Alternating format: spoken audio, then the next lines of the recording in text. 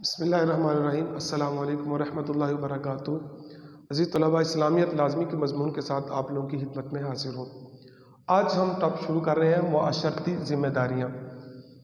معاشرتی ذمہ داریوں کے اندر آپ کے پاس دو ٹاپکس آئیں گے، ایک اخلاق حسنہ اور دوسرے رذائل اخلاق۔ اخلاق حسنہ اچھے اخلاق، وہ اخلاق جن پر عمل کر کے انسان جو ہے وہ کامیابی کی طرف گامزن ہو سکتا ہے، اور رذائل اخلاق برے اخلاق جن کے اوپر اگر بندہ عمل کرتا ہے تو انسان نیچے گرتا چلا جاتا ہے، بالآخر وہ جہنم کا ایندھن بن سکتا ہے۔ تو اخلاق حسنہ کے اندر جو آپ کی بک کے اندر شامل ہے ان کے اندر ہے امانت و دیانتداری، ایفائے عہد، صدق، عدل و انصاف، احترام قانون، کسب حلال، ایثار۔ ان میں سے کسی کے اوپر بھی کوشچن آ سکتا ہے، آپ کو ڈیٹیل کے ساتھ لکھنے کے لیے بولا جا سکتا ہے۔ آج ہم سب سے پہلے امانت اور دیانتداری کو ڈسکس کرتے ہیں۔ امانت اور دیانتداری کا مفہوم بہت زیادہ وسیع ہے۔ یوں سمجھ لیں، اس کی دینی اصطلاح کے اندر اس کی ڈیفینیشن یہ بنے گی کہ کوئی بھی فرد یا کوئی بھی شخص، اس کے ذمے جتنی بھی ذمہ داریاں ہیں ان کو احسن طریقے کے ساتھ نبھانا، ان کو پورا کرنا، یہ امانت داری کہلاتا ہے۔ قرآن و حدیث کے اندر بہت زیادہ اس کی تاکید کی گئی ہے۔ اللہ تبارک و تعالیٰ ارشاد فرماتا ہے، ان اللہ یأمر ان تؤدوا الامانات الی اہلھا، کہ بے شک اللہ تبارک و تعالیٰ تمہیں حکم دیتا ہے کہ امانتیں ان کے اہل لوگوں کو لٹا دو۔ پھر فرمایا والذین هم لاماناتہم وعہدہم راعون، اور مومن وہ ہیں جو اپنی امانتوں اور وعدوں کا خیال رکھتے ہیں۔ پھر فرمایا فَلْيُؤَدِّ الَّذِي اؤْتُمِنَ أَمَانَتَهُ، جس کے پاس امانت رکھی گئی ہے اسے چاہیے کہ وہ امانت ادا کر دے۔ حدیث مبارکہ کے اندر بھی کثرت کے ساتھ حضور صلی اللہ علیہ وسلم نے امانت داری کے متعلق ارشاد فرمایا فَمَنْ كَانَتْ عِنْدَهُ أَمَانَةً فَلْيُؤَدِّهَا إِلَى الَّذِي اؤْتُمِنَهُ عَلَيْهَا، جس کے پاس امانت ہو وہ اس شخص کو لٹا دے جس نے وہ اس کے سپرد کی تھی۔ التاجر الصدوق امین مع النبیین والصدیقین والشہداء، سچا تاجر نبیوں کے ساتھ ہوگا، صدیقین کے ساتھ ہوگا اور شہداء کے ساتھ ہوگا۔ حضور نے فرمایا لا ایمان لمن لا امانت لہ، اس کا کوئی ایمان نہیں جس کے اندر امانت داری نہیں ہے۔ پھر فرمایا اذا اؤتمن خانہ، منافق کی نشانی میں سے ایک نشانی یہ ہے کہ جب اس کے پاس امانت رکھی جاتی ہے تو وہ اس کے اندر خیانت کرتا ہے۔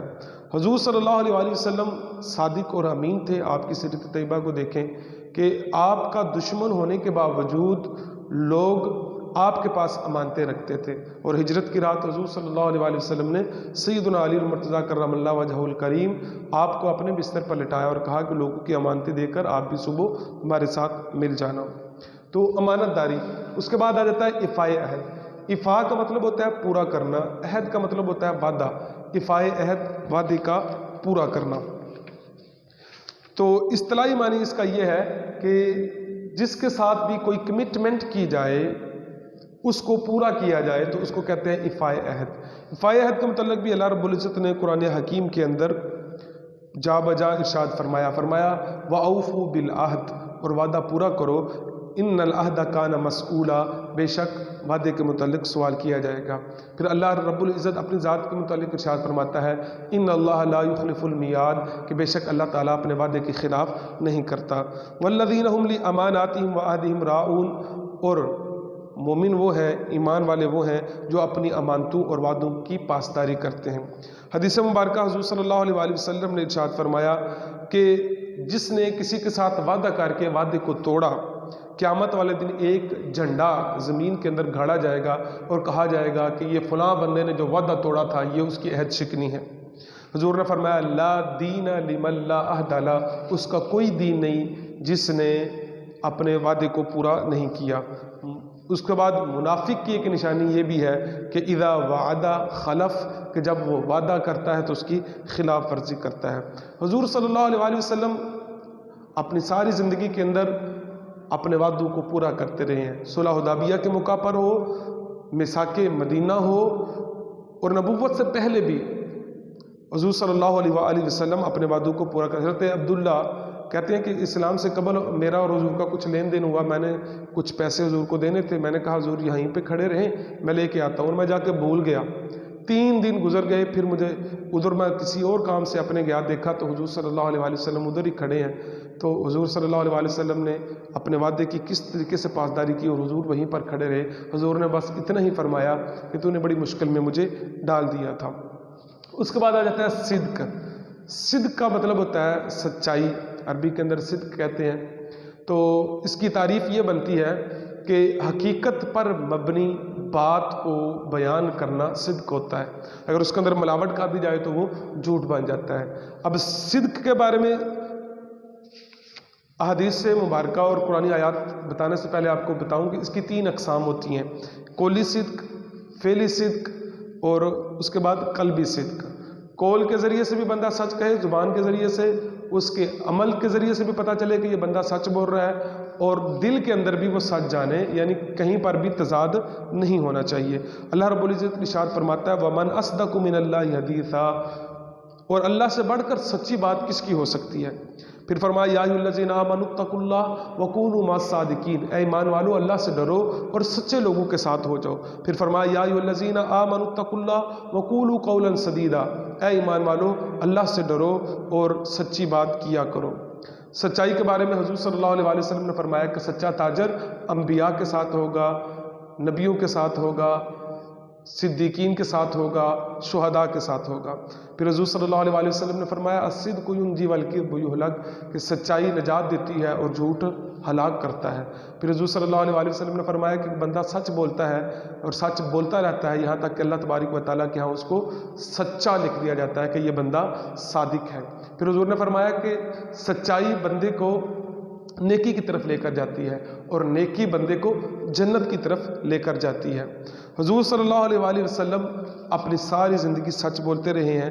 حضور صلی اللہ علیہ وآلہ وسلم نے کبھی بھی جھوٹ اپنی زندگی کے اندر نہیں بولا، اور اس کا اعتراف آپ کے دشمن بھی کرتے تھے کہ محمد صلی اللہ علیہ وآلہ وسلم صادق بھی ہیں اور محمد صلی اللہ علیہ وآلہ وسلم امین بھی ہیں۔ اس کے بعد آ جاتا ہے عدل و انصاف۔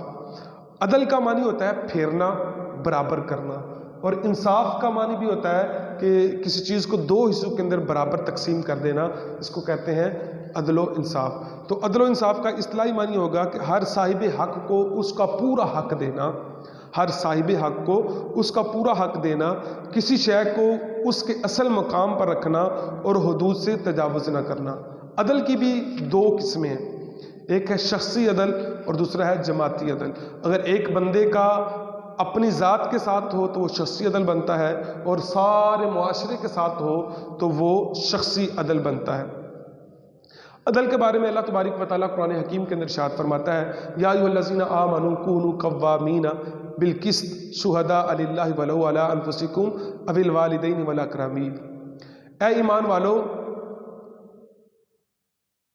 انصاف پر قائم رہو، گواہی دو اللہ کے لیے اگرچہ نقصان ہو تمہارے اپنی ذات کا یا اپنے ماں باپ کا یا قریبی رشتہ داروں کا۔ پھر فرمایا ولا یجرمنکم شنآن قوم الا اللہ تعدلوا اعدلوا هو اقرب للتقوی، کہ کسی قوم کی دشمنی کے باعث انصاف کو ہرگز نہ چھوڑ دو۔ کہ فار ایگزامپل اگر آپ جج ہیں اور آپ کی کسی کے ساتھ دشمنی ہے، وہ آپ کے سامنے آ گیا، اب وہ دشمن ہے، تو یہاں پر یہ نہیں ہے کہ آپ نے اس کے اگینسٹ فیصلہ کرنا ہے، بلکہ آپ نے حق کو دیکھنا ہے، عدل کو دیکھنا ہے، سچ کو دیکھنا ہے۔ پھر اللہ تبارک و تعالیٰ فرماتا ہے اعدلوا هو اقرب للتقوی، عدل کرو یہ تقوی کے بہت زیادہ قریب ہے۔ پھر فرمایا اذا حکمتم بین الناس ان تحکموا بالعدل، جب تم لوگوں کے درمیان فیصلہ کرو تو عدل کے ساتھ فیصلہ کرو۔ حضور صلی اللہ علیہ وآلہ وسلم نے ارشاد فرمایا قیامت والے دن کوئی سایہ نہیں ہوگا، عرش کا سایہ ہوگا، اور 7 لوگ اس عرش کے سائے کے نیچے ہوں گے، ان میں سے ایک وہ بھی ہوگا جو عادل حکمران ہوگا۔ حضور صلی اللہ علیہ وآلہ وسلم بھی اپنی زندگی کے اندر عدل کرتے تھے۔ ایک دفعہ قبیلہ مخزوم کی ایک خاتون، وہ اس نے چوری کی، اس کی سفارش آ گئی، تو حضور صلی اللہ علیہ وسلم نے فرمایا کہ پہلے لوگ اس لیے ہلاک ہو گئے تھے کہ امیروں کے لیے اور قانون تھا، غریبوں کے لیے اور قانون تھا۔ لو سرقت فاطمہ بنت محمد، اگر فاطمہ بنت محمد بھی چوری کرتی تو میں اس کا بھی ہاتھ کاٹتا۔ حضور صلی اللہ علیہ وآلہ وسلم ہمیشہ، ایک دفعہ آپ کے پاس یہودی اور مسلمان کا فیصلہ آیا تو آپ صلی اللہ علیہ وسلم نے یہودی کے حق کے اندر فیصلہ کیا۔ اس کے بعد آ جاتا ہے احترام قانون۔ قانون کا لغوی معنی ہوتا ہے لکیریں لگانے والا جو پیمانہ ہوتا ہے اس کو قانون بولتے ہیں۔ عام طور پر اس کا استعمال قاعدہ اور کلیہ اور قانون کے معنی میں استعمال ہوتا ہے۔ اصطلاحی معنی اس کا یہ ہے کہ معاشرہ کی ترقی اور استحکام اور امن و سلامتی کے لیے اسلامی حکومت جو قوانین بناتی ہے اس پر عمل کرنا اور ان کو سختی سے پابندی کرنا، یہ احترام قانون کہلاتا ہے۔ احترام قانون کے حوالے سے اللہ تبارک و تعالیٰ قرآن حکیم کے اندر ارشاد فرماتا ہے وَلَا تَعْثَوْا فِي الْأَرْضِ مُفْسِدِينَ، اور زمین پر فساد پھیلانے والے مت بنو، یعنی جو قانون کی پاسداری نہیں کرتا وہ ایکچولی زمین کے اندر فساد کا سبب بننا ہوتا ہے۔ فرمایا وَمَن لَّمْ يَحْكُم بِمَا أَنزَلَ اللَّهُ فَأُولَٰئِكَ هُمُ الْكَافِرُونَ، جو اللہ نے احکامات نازل کیے ہیں جو ان پر عمل نہیں کرتا حقیقت میں وہی بندہ کافر ہوتا ہے۔ پھر فرمایا اطیعوا اللہ واطیعوا الرسول وَأُولِي الْأَمْرِ مِنکم، اللہ کی اطاعت کرو، اس کو رسول کی اطاعت کرو، اور جو تم میں سے صاحب اقتدار ہیں ان کی بھی اطاعت کرو۔ حضور صلی اللہ علیہ وسلم نے فرمایا اگر تمہارے اوپر حبشی سردار ہی کیوں نہ لگا دیا جائے تم پھر بھی اس کی اطاعت کرو گے۔ مسلمانوں پر دوسرے اپنے حاکم کی اطاعت جو ہوتی ہے وہ لازم ہوتی ہے، لیکن یہ اس وقت تک کی جائے گی، حضور صلی اللہ علیہ وسلم نے فرمایا جب تک تمہیں وہ سیدھے رستے کی طرف لے کر چلے، اگر وہ سیدھے رستے سے ہٹ جائے تو پھر اس کی اطاعت نہیں کی جائے گی۔ اس کے اندر بھی اگر ہم احترام قانون کی بات کریں تو قبیلہ مخزوم والا جو میں نے آپ کو پہلے بتائی بات وہی اس کے اندر بھی کوٹ کی جا سکتی ہے کہ حضور نے فرمایا کہ ہاتھ کاٹا جائے گا اور اس خاتون کا ہاتھ کاٹا گیا۔ حضور صلی اللہ علیہ وسلم نے قانون کے مطابق فیصلہ کیا۔ پھر یہودی اور مسلمان کا جو فیصلہ کیا حضور نے وہ بھی قانون کے مطابق کیا، اور یہودی کے حق کے اندر حضور صلی اللہ علیہ وسلم نے اس کا فیصلہ کر دیا۔ اس کے بعد آ جاتا ہے کسب حلال۔ کسب کا مطلب ہوتا ہے کمانا، حلال کا مطلب ہوتا ہے جائز، یعنی کہ جائز طریقے کے ساتھ اللہ تبارک و تعالیٰ نے جو احکامات دیے ان کے مطابق رزق حاصل کرنا کسب حلال کہلاتا ہے۔ اللہ تبارک و تعالیٰ قرآن پاک کے اندر ارشاد فرماتا ہے یا ایھا الرسول کلوا من الطیبات، اے رسولو کھاؤ پاک چیزوں میں سے۔ پھر فرمایا یا ایھا الذین آمنوا کلوا من طیبات ما رزقناکم، اے ایمان والو کھاؤ پاک چیزوں سے جو اللہ نے تمہیں عطا کی ہیں۔ پھر فرمایا یا ایھا الناس کلوا مما فی الارض حلالا طیبا، اے لوگو زمین میں سے کھاؤ جو حلال اور پاک چیزیں ہیں۔ حضور صلی اللہ علیہ وسلم کی حدیث مبارکہ حضور نے فرمایا طلبوا کسب بالحلال فریدۃ بعد الفریدہ، حلال رزق حاصل کرنا، حلال رزق کمانا فرضوں کے بعد ایک فرض ہے۔ پھر حضور نے فرمایا الکاسب حبیب اللہ، ہاتھ کے ساتھ محنت کر کے کمانے والا اللہ کا دوست ہے۔ حضور صلی اللہ علیہ وسلم نے ارشاد فرمایا 3 لوگوں کی دعائیں قبول ہوتی ہیں، مظلوم اور مسافر کی دعا اور والد کی بد دعا بیٹے کے حق میں سنی جاتی ہے، اور اس بندے کی بھی دعا قبول کی جاتی ہے جو حرام نہیں کھاتا۔ حضور صلی اللہ علیہ وسلم سے صحابہ نے عرض کی یا رسول اللہ میں مجیب الدعوات بننا چاہتا ہوں کہ میں دعا کروں اور دعا قبول ہو جائے۔ حضور نے فرمایا اپنا کھانا حلال کر لو۔ پھر جو بندہ حلال رزق نہیں کھاتا اس بندے کی دعا قبول نہیں ہوتی۔ حضور صلی اللہ علیہ وسلم نے فرمایا ایک شخص بڑی دور سے چلا، اس کا سارا لباس بھی گندا ہو گیا، بالوں میں مٹی بھی آ گئی، کعبے کے غلاف کو اس نے پکڑا اور کہتا ہے یا رب یا رب یا رب، تو اللہ تبارک و تعالیٰ اس کی کیوں سنے؟ اس کا کھانا حلال، اس کی غذا حرام، اس کا کھانا حرام، اس نے جو لباس پہنا وہ حرام کا، یعنی حرام کے ذریعے سے جو رزق حاصل کیا جاتا ہے اس بندے کی دعا بھی قبول نہیں ہوتی۔ اس کے بعد آ جاتا ہے ایثار۔ عزیز طلباء، ایثار کا معنی ہوتا ہے کسی کو اپنی ذات کے اوپر ترجیح دینا، یعنی کہ اگر آپ کو کسی چیز کی ضرورت ہے لیکن آپ اپنی ضرورت کے اوپر دوسرے کی ضرورت کو ترجیح دیتے ہوئے اس کی ضرورت کو پورا کر دیتے ہیں تو اس کو بولتے ہیں اثار۔ اثار کے بارے میں اللہ تبارک و تعالیٰ قرآن حکیم کے اندر ارشاد فرماتا ہے وَيُؤْثِرُونَ عَلَىٰ أَنفُسِهِمْ وَلَوْ كَانَ بِهِمْ خَصَاصَةٌ، کہ وہ دوسروں کو اپنی ذات کے اوپر ترجیح دیتے ہیں اگرچہ انہیں وہ خود اس چیز کی ضرورت ہوتی ہے۔ پھر اللہ تبارک و تعالیٰ فرماتا ہے لَن تَنَالُوا الْبِرَّ حَتَّىٰ تُنْفِقُوا مِمَّا تُحِبُّونَ، تم اس وقت تک نیکی کی تہہ تک نہیں پہنچ سکتے جب تک جو چیز تمہیں خود پسند ہے اس کو اللہ کی راہ کے اندر خرچ نہ کرو۔ پھر آپ سے پوچھا گیا یسألونک ماذا ينفقون قل العفو، آپ سے پوچھا گیا کیا حرج کریں، کہا جی ضرورت سے بڑھ کر چیزیں ہیں ان کو حرج کر دو۔ اثار کی ضرورت بہت زیادہ ہے آج کے دور کے اندر۔ حضرت ابو ہریرہ سے روایت ہے کہ ایک انصاری کے پاس رات کو ایک مہمان آیا، اس کے پاس صرف اتنا کھانا تھا کہ وہ اور اس کی بیوی بچے کھا لے، لیکن حضور صلی اللہ علیہ وسلم نے فرمایا کہ یہ میرا مہمان ہے اس کو کون لے کر جائے گا، تو وہ صحابی ان کو اپنے گھر کے اندر لے کر آ گیا، حالانکہ گھر میں کھانے کو کچھ بھی نہیں تھا۔ تو انہوں نے پھر اس کو کھانا کھلایا. کس انداز سے کھانا کھلایا کہ بیوی سے کہا کہ جب آپ کھانا کھانے کے تم دیا ٹھیک کرنے کے بہانے اس کو بجھا دینا تو میں اس کے ساتھ ایکٹنگ کروں گا کہ میں بھی کھانا کھا رہا ہوں, تاکہ اس کو برا نہ لگے کہیں وہ کھانا کھانا چھوڑ نہ دے. بچوں کو صلاح دیا گیا, وہ میزبان اس کے ساتھ بیٹھ گیا, دیے کو بند کر دیا گیا, کھانا کھایا. اللہ تعالیٰ کو یہ ادا بڑی پسند آئی. اللہ نے قرآن کی آیت نازل کر دی. اللہ نے فرمایا وَيُؤْثِرُونَ عَلَىٰ أَنفُسِهِمْ وَلَوْ كَانَ بِهِمْ خَصَاصَةٌ, انہیں خود بھی ضرورت تھی لیکن انہوں نے اپنی ضرورت کے اوپر اپنے بھائی کی ضرورت کو ترجیح دی. حضور صلی اللہ علیہ وآلہ وسلم نے ارشاد فرمایا من کان فی حاجت اخی کان اللہ فی حاجتی, جو اپنے بھائی کی حاجت کو پورا کرتا ہے تو اللہ تعالیٰ اس بندے کی حاجتوں کو پورا کرتا ہے. اس دفعہ حضرت ابن عباس رضی اللہ تعالیٰ عنہ مسجد نبی کے اندر اعتکاف بیٹھے ہوئے تو ایک شخص آیا آ کے کہنے لگا کہ فلاں بندے سے میں نے قرض لیا تھا, میرے پاس پیسے نہیں ہیں تو وہ مجھے مہلت نہیں دے رہا, اگر آپ سفارش کریں تو وہ مجھے مہلت دے دے گا.